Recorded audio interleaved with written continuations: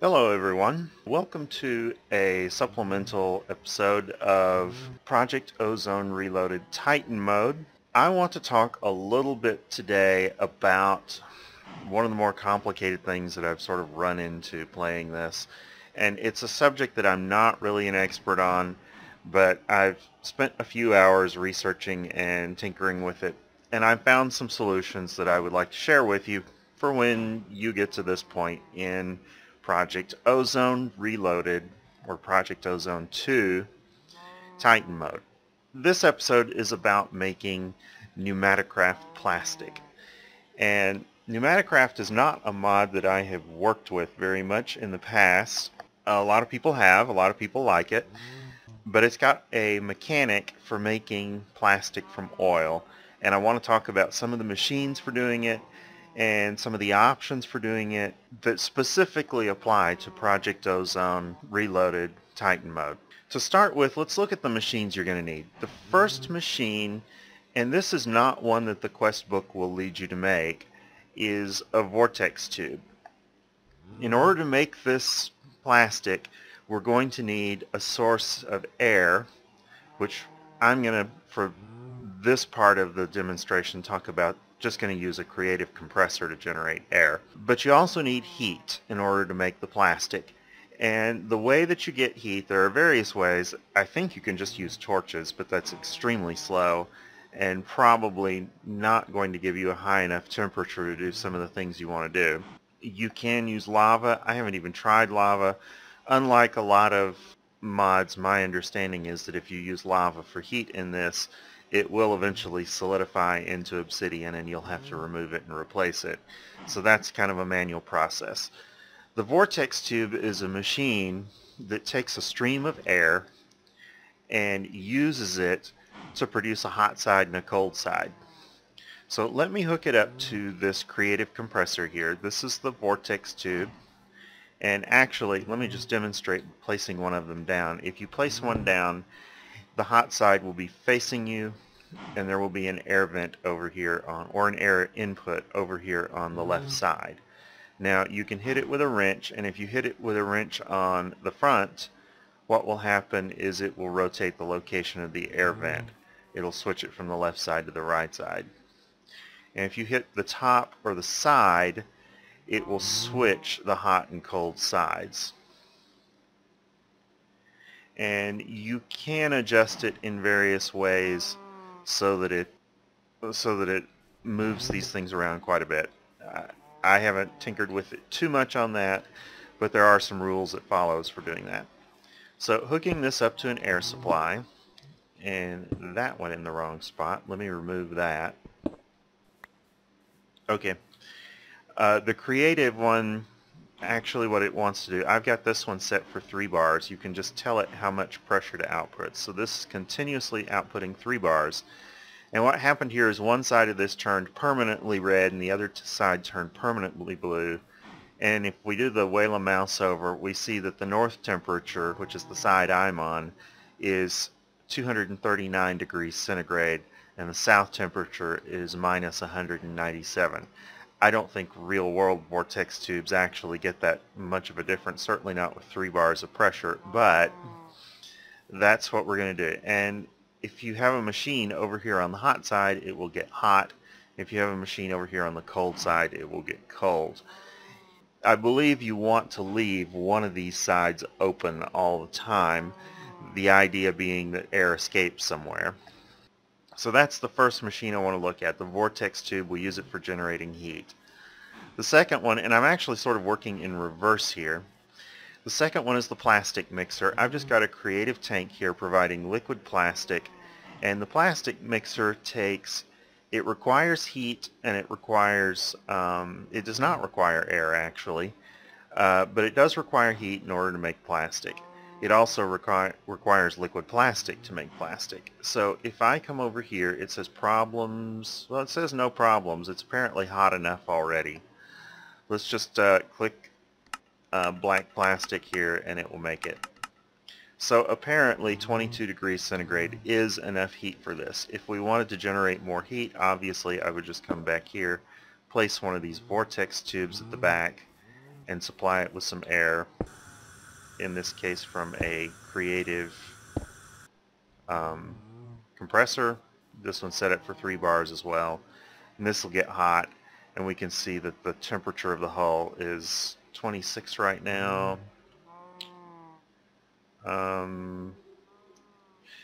One of the things that bothers me a little bit on these is that it's often hard to tell what's going to happen with the temperature on these vortex tubes. The temperature is gradually increasing. A lot of these machines take a long time to come up to equilibrium.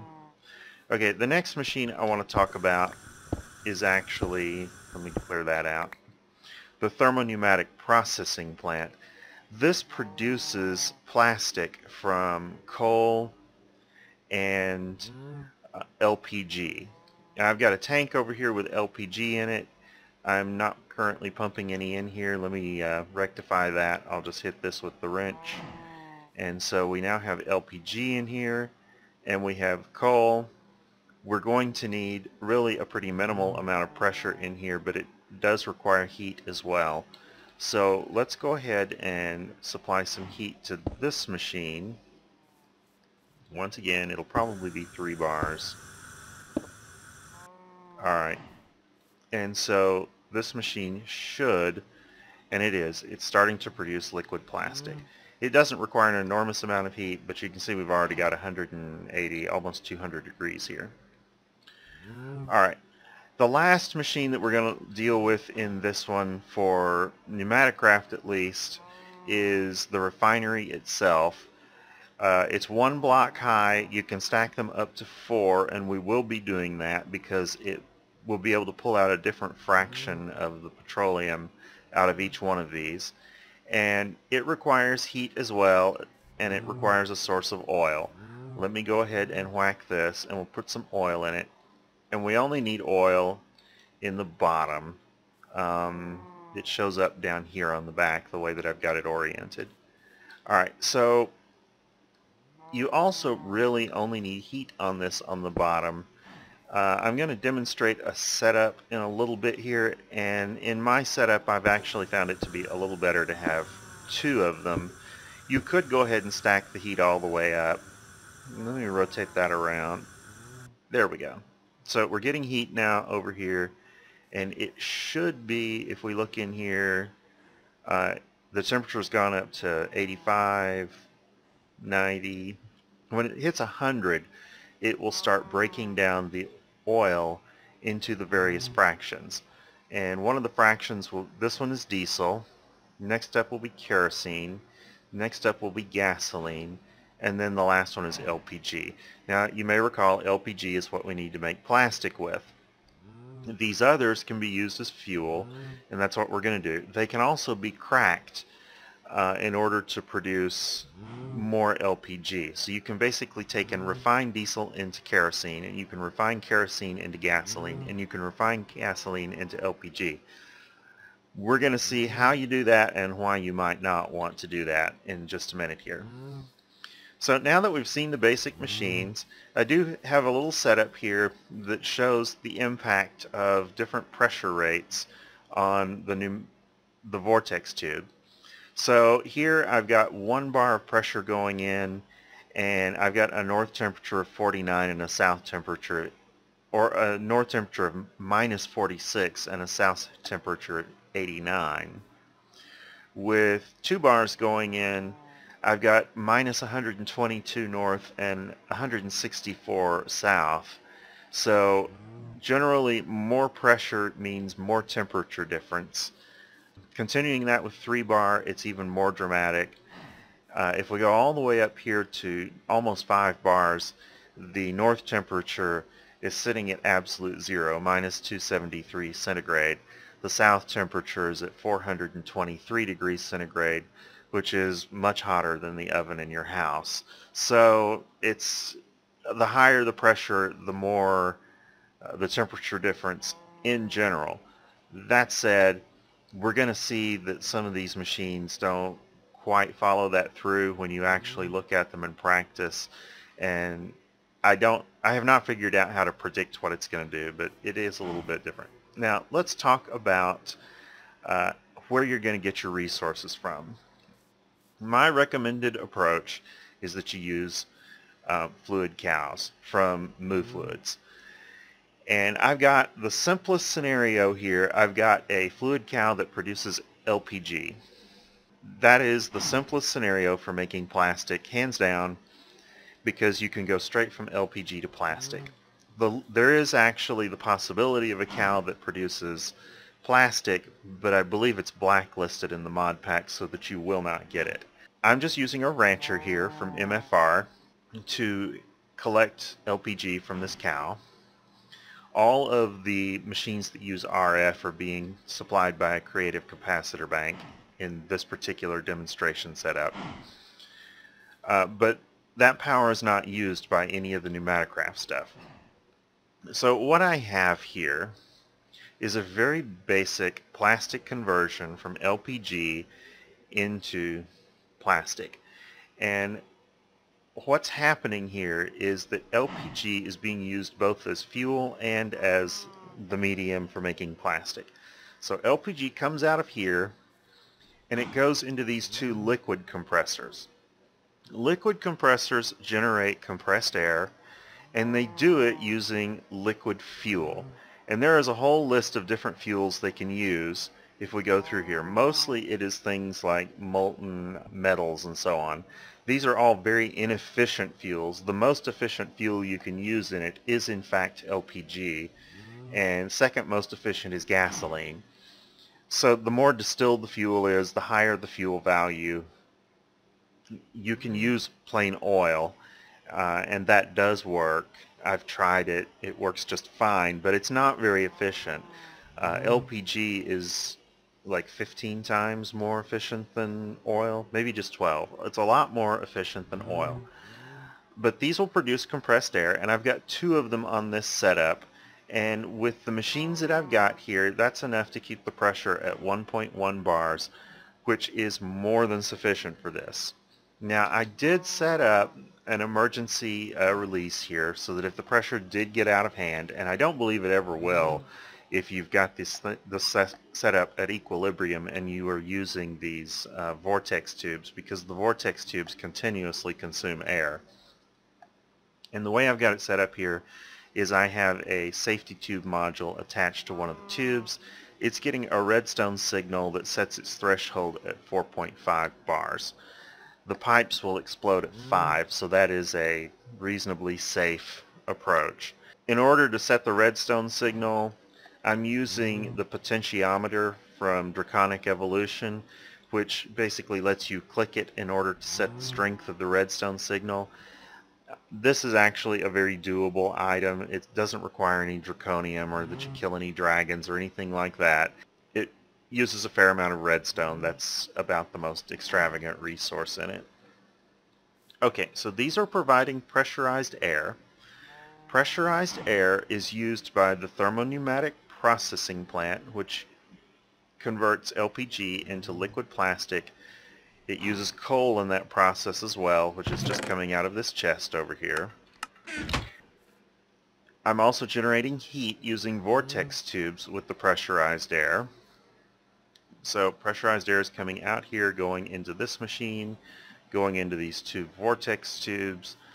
The actual LPG itself is supplying the liquid compressors, and then it dips underground here so that it can access this machine, and it's going into this machine. Liquid plastic is produced. It's being pumped straight up into a plastic mixer, and if I've got dyes supplied from this chest as well, and if you come over here and select a particular color of plastic like lime, you can just click it and you can get one. So that's all that's going on. This is a very simple setup. There's a lot of tubing here, but most of it is fairly intuitive. Let's look at a much more difficult scenario here. If we come back to the next machine, here instead of having an LPG cow, I've got a kerosene cow. Now, you may recall that I mentioned that you can take your kerosene and you can break it down into gasoline, and then you can break your gasoline down into LPG, and then you can use the LPG to make plastic. You can actually start with diesel on that and go through that whole chain one step longer, or you can start with gasoline and go one step shorter. It all depends on what you've got. This is not my preferred approach, because what I found in doing this is that, let's look at this first machine here. This is the one that converts kerosene into gasoline and passes it up. The recipe for this requires a pressure of at minimum 2 bars, but that's almost irrelevant because you will not get the necessary temperature at 2 bars. It requires a temperature of 300 degrees centigrade. And in order to get that, I had to have, it looks like 14 of these liquid compressors, and they're all running off of kerosene. This cow does produce enough kerosene to run all those machines and produce plastic, and there's even a surplus. But this is an awful lot of these machines to be running. And you've got to have a little bit higher pressure. It's still well within the safety margin. I did set up a safety valve up here, and it has never released as far as I know. But it's pretty hard because you've got 4 of these vortex tubes. You'd only have 3 if you were doing gasoline, you'd have 5 if you were doing diesel, and you would need more or fewer of these machines accordingly, but it's still a pretty elaborate setup. Here we're making kerosene in the bottom one using a Thermo-Pneumatic processing plant. This is the same machine that converts coal and LPG into liquid plastic. It passes the gasoline up here where the same process happens again to produce LPG. LPG is then passed up and over to this machine, which is combining it with coal to produce liquid plastic. This recipe, if you look at the display, you'll notice that this one requires, the yellow zone goes all the way up to 2 bars. That means it requires 2 bars, and there's a little arrow there at the temperature point that shows that it needs 300. If we come up here to this one, it's not showing that it needs all that. It actually does, but I think because it's full, maybe it's not showing that it needs that stuff. It says no valid ingredients or no room for output. So the machine is actually stopped because it's out of space for LPG. But if it did have LPG, it would show a very similar display to this one if it had space for it. Plastic, same sort of story, although it doesn't require much to make plastic. The liquid plastic is then being passed just like in the other one. It's being passed down to the plastic mixer, and you can pick that I would like a blue plastic sheet, and it will make it. Okay, and again, coal and dyes are just coming from a chest over here. These are 2 setups that use raw materials from cows other than oil. The way that I plan on setting it up in my world, because I do have oil cows, and this is actually a much simpler approach than it necessarily looks, is to use a setup that starts with oil. If you do that, then you'll have your cow with your oil or some other source of oil, and we'll talk about other sources of oil in a minute. And your oil will go into your refinery down at the bottom. You'll have to maintain a temperature of 100 degrees in your refinery. I'm doing that with 2 vortex tubes. As I mentioned on the other one, you only really need 1, but I actually found that if I used 2 in this particular setup, the air distributed a little bit better and the temperature was more even throughout everything. It's odd. I don't really know why. Okay, but we get the different fractions off of here. Diesel off the bottom, then kerosene, gasoline, and LPG. And I have these going into Ender IO tanks. And I have the IO on the tanks set so that they don't communicate with one another. So each of these is sort of an independent tank, even though they're all in a stack. And then out the back of the bottom 3 of these tanks, where I'm using diesel, kerosene, and gasoline, I have those being pumped out, and they are actually what's fueling the compressors. So sort of the waste fuel from this process is being used to fuel the compressors.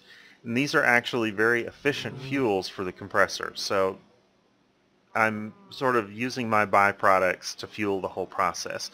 I actually started this off by building just the refinery piece and the compressors and the tanks first. the parts I've talked about so far, and then I just put a bucket of oil into each one of these. And when the oil ran out, I had already produced enough of these other resources that I could go ahead and set up filters using a bucket of the resource from these tanks in order to get those started. So there are 6 of these machines providing compressed air, 2 of them on gasoline, 2 on kerosene, and 2 on diesel. Okay, so LPG comes out the top, and just like in the other 2 setups, it's going to go into a Thermo-Pneumatic processing plant, and then the resulting liquid plastic is going to go into a plastic mixer, and I can come over here and request a yellow plastic sheet just like that. Okay, once again, coal and dye coming out of a chest. This is actually not that bad a setup, and it does start with oil, and you do get some byproducts out of it. I think that eventually these tanks might actually have extra in them so you could use them somewhere else. Certainly if you applied more heat to the refinery, you could run it faster and you would get more byproducts if you wanted to use the byproducts for some other purpose. Now, what if you don't have an oil cow and you want to use the oil process? Well, you can produce oil in the MagneticCraft refinery using tectonic petroleum. This assumes that you have a tectonic petroleum cow or that you have another means, and we'll talk about another means of producing it in a minute. I'm not recommending this approach. I don't necessarily really like this machine. It's pretty simple. It doesn't use any power. It's a large multi-block. You will quest it in the quest book. It's this quest right here, magnetically refined, in the alpha chapter, and it will have you make all the blocks. The only thing that I will mention that's maybe just a little bit weird about this, let me come over here to my supply chest and grab an item, maybe a couple of them.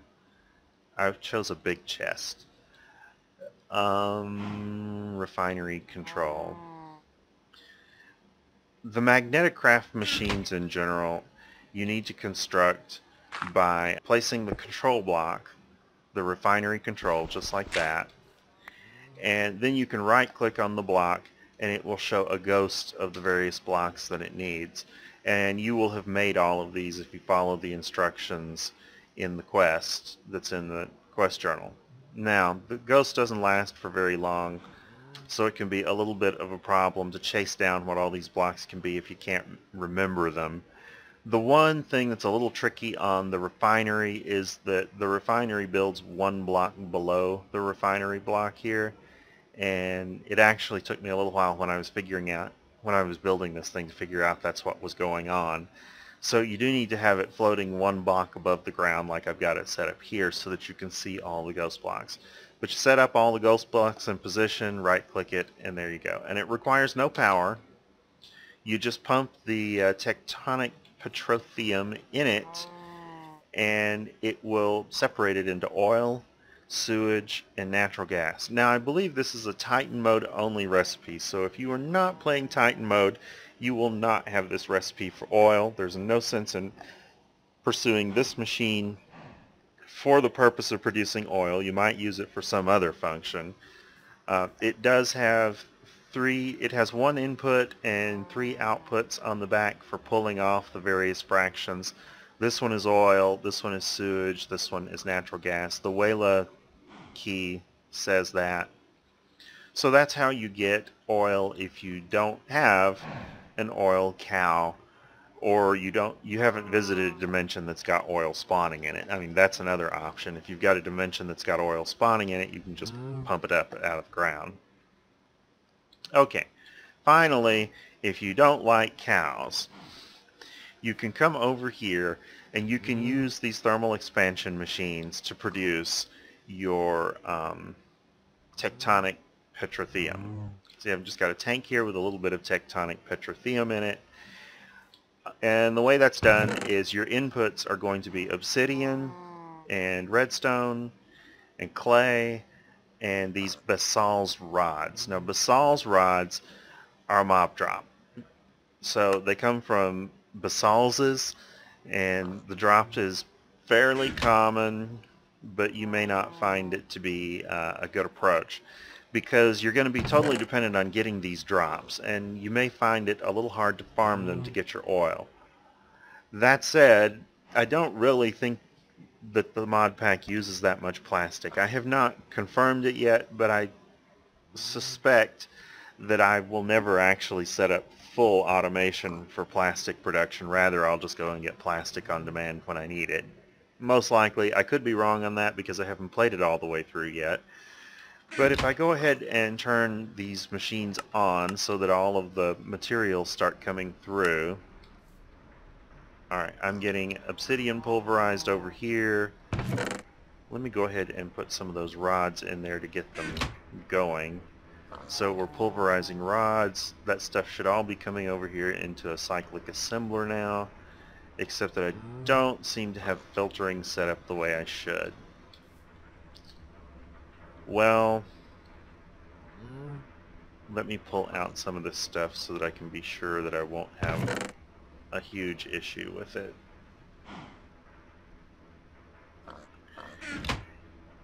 Alright, so clay. This is going to fill up and it's not going to produce anything.